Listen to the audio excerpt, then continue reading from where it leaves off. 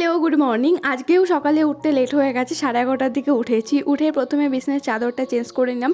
এই চাদরটা আমি অনেক দিন আগে মিশো থেকে নিয়েছিলাম, তার সাথে দুটো বেড কভারও দিয়েছিল। তারপরে ভাবছি একটু চুলে তেল দেবো, কারণ আজকে শ্যাম্পু করব। আমি আলস গুডনেসের একটা হেয়ার অয়েল ইউজ করছি।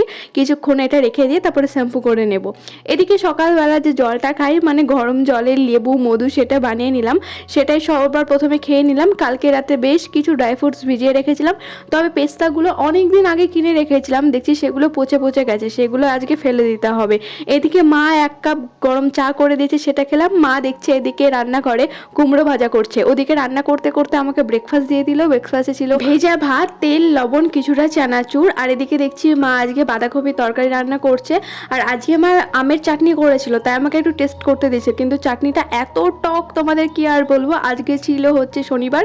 সন্ধ্যেবেলায় রোডিস দেখতে দেখতে চাটা খাই। এখানেই শেষ করছি, টাটা।